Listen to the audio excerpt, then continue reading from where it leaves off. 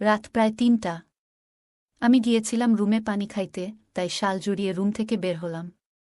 চারদিকে তাকিয়ে আমি কিছুটা অবাক হলাম, বিশেষ করে যখন শুনলাম কিছু অদ্ভুত আওয়াজ। মনে হলো এই শব্দগুলো চাচির ঘর থেকে আসছে। এটা ছিল আমার চাচার বাড়িতে আসার দ্বিতীয় দিন এবং প্রথমবার রাতে ঘর থেকে বের হলাম। যে আওয়াজ কানে আসলো তাতে হঠাৎ করেই বুক ধড়ফড় করতে লাগল।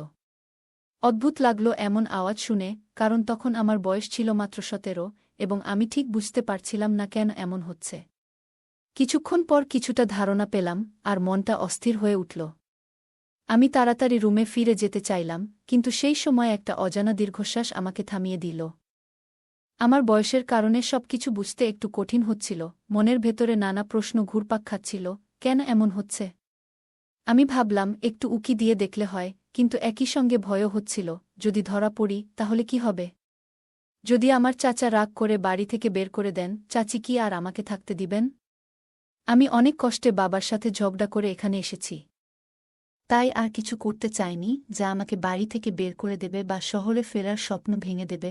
ভাবতে ভাবতে নিজের রুমে ফিরে এলাম, কিন্তু ঘুম কিছুতেই আসছিল না। শুয়ে শুয়ে ভাবতে লাগলাম সকালটা কেমন হবে। ভোরবেলা রুম থেকে বেরিয়ে চাচির দিকে চোখ পড়ল, তাকে দেখে আমি অবাক হয়ে গেলাম। তার লম্বা কালো চুলে ভেজা ফোঁটা ঝরছিল, একেবারে যেন কোনো গল্পের দৃশ্য। মনে হচ্ছিল সে স্নান সেরে এসেছে, আর তার ভেজা চুলের ফোঁটা ধীরে ধীরে তার শরীর স্পর্শ করে নিচে নামছিল। তার পরনে থাকা নীল শাড়িটি সেই মুহূর্তে যেন আরও বেশি মোহময় হয়ে উঠেছিল। তার চোখে এক অদ্ভুত ঝলক দেখা যাচ্ছিল, যেন এই দিনটি তার জীবনে অন্য সব দিনের চেয়ে আলাদা ছিল। আমি নিজেও জেগেছিলাম, একটু অবাক হয়ে তার দিকে তাকিয়ে রইলাম। মনে মনে ভাবছিলাম আমার চাচা কতটা ভাগ্যবান। তার জীবনের এই পর্যায়েও এমন একজন রূপসী সঙ্গিনী পেয়েছেন। প্রথম যখন তাকে দেখেছিলাম তখন বিশ্বাস করতে কষ্ট হচ্ছিল যে তিনি আমার চাচি হবেন। তার সঙ্গে চাচার বিয়ে হয়েছিল অনেক বছর আগে, আর এখন আমার চাচির বয়স ছিল প্রায় ৪০ বছর। কিছু ব্যক্তিগত সমস্যার কারণে চাচা গ্রামের বাইরে ছিলেন, কিন্তু সম্প্রতি তারা আবার গ্রামে ফিরেছেন আমাদের সাথে দেখা করতে। চাচা যখন আমাদের জানালেন যে তিনি শহরে বিয়ে করেছেন, তখন তিনি খুব খুশি ছিলেন।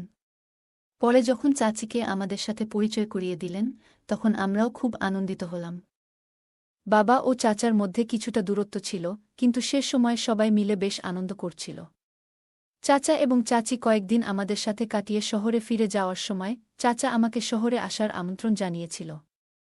পরীক্ষার পর ছুটি পেয়েই আমি সরাসরি শহরে চলে আসি তার সেই আমন্ত্রণে সাড়া দিয়ে। কারণ চাচিকে আমার অনেক ভালো লাগত, তাই তার কাছে যাওয়ার ভীষণ ইচ্ছা ছিল আমার। আমার বাবা প্রথমে চেয়েছিল না যে আমি শহরের পরিবেশে ঢুকি, তাই তিনি আমাকে নিরুৎসাহিত করছিলেন। কিন্তু আমি নিজের ইচ্ছায় শহরে চলে এসেছি, এখানে মাত্র ২ দিন হয়েছে। আমার চাচিকে দেখে একটু হতবাক হয়ে গেলাম, কারণ গ্রামে থাকার সময় তাকে এতটা ভালোভাবে দেখিনি। চাচি ছিলেন খুবই আকর্ষণীয়, তার চলাফেরা ও কথা বলার ভঙ্গি সবই বেশ মুগ্ধ করার মতো। শহরে এসে একই ছাদের নিচে থাকার পর বুঝলাম তিনি সাধারণ কেউ নন, অনেকটা আলাদা এবং বিশেষ। বিয়ের পর তিনি আরও আকর্ষণীয় হয়েছে। তাকে দেখলে আমার মনটা ভালো হয়ে যেত। কিছু সময় মনে হলো চাচিও হয়তো আমার দিকে তাকিয়ে হালকা মুচকি হেসেছেন, যা আমাকে একটু বিব্রত করেছিল। এমন সময় দরজায় শব্দ হল, চাচি আমাকে নাস্তা তৈরি করতে বলছিলেন আর দরজা খুলতে বললেন। দরজা খুলতেই চাচা দাঁড়িয়েছিলেন, মুখে ক্লান্তির ছাপ। তিনি বললেন, রাতে বাইরে ছিলাম।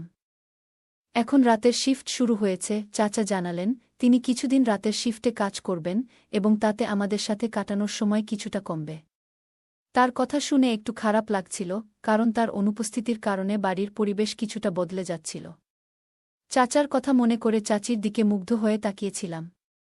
সে আমার জন্য নাস্তা তৈরি করছিলেন। আমি ভাবছিলাম এখন থেকে রাতে আমি আর চাচি ছাড়া বাড়িতে কেউ থাকবে না। রাতে কিছুটা অস্বস্তি নিয়ে ঘুরছিলাম।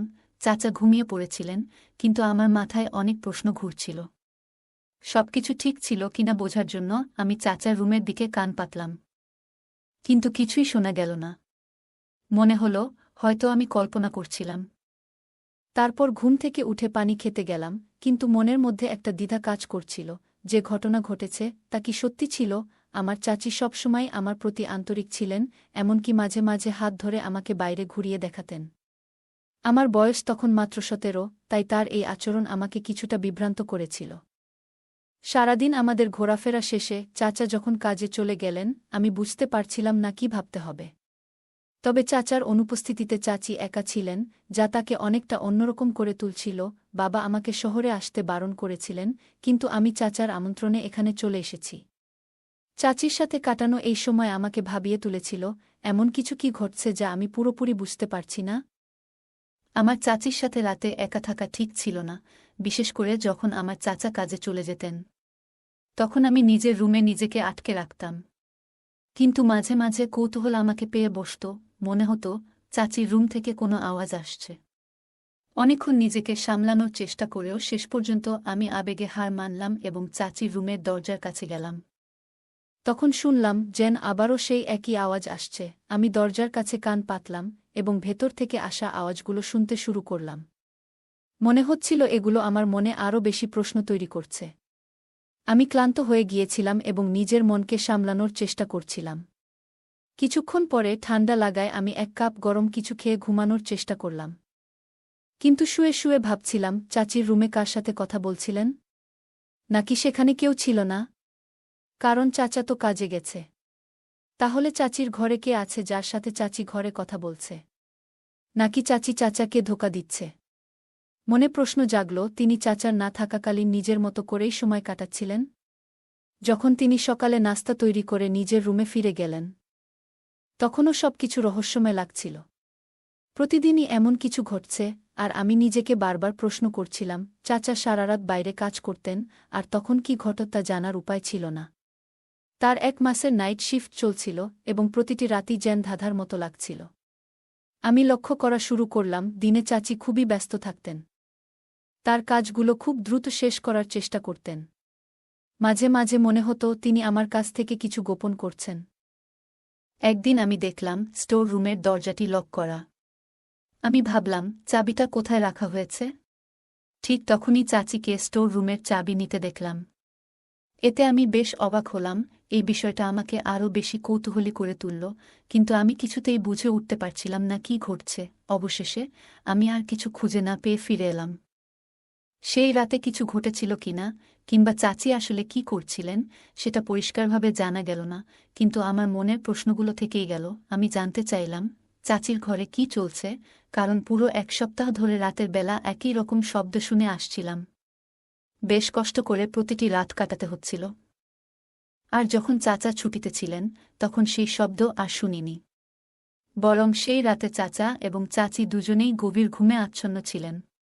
চাচার অনুপস্থিতিতে চাচির কণ্ঠের আবেগ আমাকে চিন্তায় ফেলেছিল, কিন্তু চাচার সাথে থাকাকালীন চাচি কিভাবে এত নিশ্চিন্তে ঘুমাতে পারলেন? আমার মনে সন্দেহ দেখা দিল। হয়তো কিছু লুকানো ঘটনা চলছে। আমি চাচাকে এই বিষয়ে জানাবার কথা ভাবছিলাম, কিন্তু তখন কোনো প্রমাণ ছিল না। চাচি খুবই সচেতন ও বুদ্ধিমতী ছিলেন, তাই সাহস করে কিছু বলাও সহজ ছিল না। চাচার সাথে চাচির সম্পর্ক নিয়ে চিন্তা করতে করতে আমি একটি সিদ্ধান্তে এলাম, আমার জানা দরকার ছিল। সত্যিই কি কিছু চলছে? আমি ভাবলাম, কোনোভাবে বিষয়টা পরিষ্কার করতে হবে। তাই সিদ্ধান্ত নিলাম, চাচির ঘরে কি ঘটে তা জানতে চাইলে আমাকে সরাসরি নজর রাখতে হবে। এক রাতে যখন চাচা তার শিফটে কাজে চলে গেলেন, আমি চাচির রুমে লুকিয়ে থাকলাম। সেই সময় চাচি চাচাকে বিদায় জানানোর জন্য দরজায় দাঁড়ালেন। আর আমি চুপিসারে ঘরের ভিতরে ঢুকে পড়লাম। আমি বিছানার নিচে লুকিয়ে থাকলাম, যাতে আমি জানতে পারি কি ঘটে। এরপর আমার মনে হতে থাকলো যে চাচি মনে হয় বুঝতে পেরেছিল যে আমি তার ঘরে গোপনে লুকিয়ে আছি। চাচি ঘরে ফিরে এসে দরজা বন্ধ করলেন এবং পোশাক বদলাতে ওয়াশরুমে গেল। তার ড্রেসটি খুবই দৃষ্টিনন্দন ছিল। তবে মনে হলো চাচার অনুপস্থিতিতে এমন পোশাক কেন পরছে, তা আমাকে ভাবিয়ে তুলল। রাত প্রায় 1টার দিকে চাচি বিছানার নিচে উকি দিলেন। আমি ভয়ে কাঁপছিলাম, কারণ যদি তিনি আমাকে দেখে ফেলে তাহলে হয়তো আমাকে অনেক রাগ হবে। কিন্তু তারপরেও আমাকে দেখে ফেলে আর আমাকে বাইরে বের হতে বলে। আশ্চর্যজনকভাবে তিনি আমাকে শান্তভাবে ডেকে পাশে বসালেন এবং হালকা হাসি দিয়ে জিজ্ঞেস করলেন, তুমি এখানে কি করছ?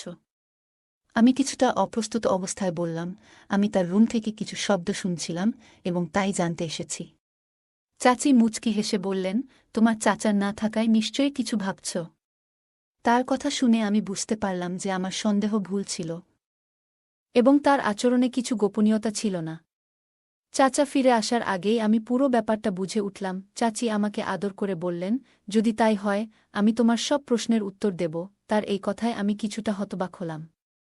মনের মধ্যে নানা চিন্তা ঘুরছিল, কিন্তু আমি নিজেকে সামলে নিয়ে উত্তর দিলাম। চাচির মুখে তখন এক ধরনের মোহনীয় হাসি ফুটে উঠল। সে বলল, আর কতদিন এই একাকী জীবন কাটাব? তার চোখে পানি চলে এলো এবং সে আমাকে আলিঙ্গন করল। চাচি আমার সাথে এমনটা করবে আমি তা স্বপ্নেও ভাবতে পারিনি। ঠিক সেই মুহূর্তে রুমের দরজা খুলে গেল। চাচা ঘরে ঢুকলেন। চাচার সাথে আমার বাবাও ছিল। কি হচ্ছিল এসব আমি কিছুই বুঝতে পারছিলাম না। চাচি তৎক্ষণাৎ সরে গেলেন এবং কাঁদতে শুরু করলেন। তিনি বললেন, তোমার ভাতিজা জোর করে আমার ঘরে ঢুকেছে। আমি হতবাক হয়ে গেলাম। চাচার এমন কথা শুনে আমি কিছু বলতে পারলাম না।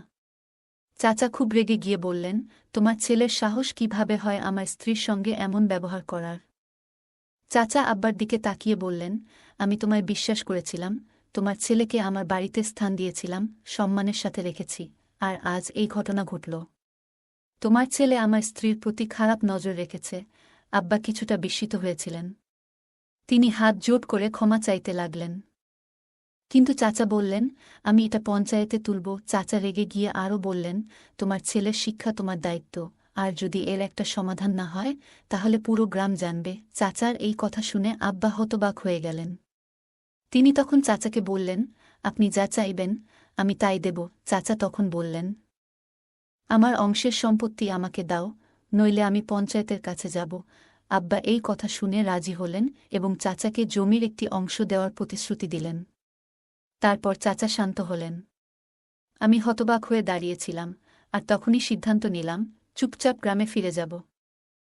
পরে আমাকে চাচা হাসতে হাসতে বলে, তুমি কি জানো, একদিন তোর বাবা আমাকে বাড়ি থেকে বের করে দিয়েছিল, আর বলে দিয়েছে আমার চরিত্র ভালো নয়। চাচা আরও বললেন, তোর বয়সী ছেলেদের অনেক ভুল ধারণা থাকে, তাই আমরা সেই কারণেই তোমার বাবার সাথে এসব বলে অর্ধেক জমি নিয়েছি। আর তোর চাচি ওটা জানত যে তোর বাবার আজ ট্রেন রাতে আসবে, তাই সে পরিকল্পনা করেই সব করেছে। চাচার কথা শুনে আমি হতবাক হয়ে গেলাম। ভাবতেও পারিনি তিনি এত কিছু ভেবে রেখেছেন। তার কথায় যেন নিজের উপর লজ্জা বোধ হচ্ছিল। আমি জবাব দিলাম, আমার বাবা আমাকে অশ্লীল কিছু শেখাননি। আমি সব সময় সৎভাবে চলেছি, কিন্তু চাচা সেটা মানতে নারাজ।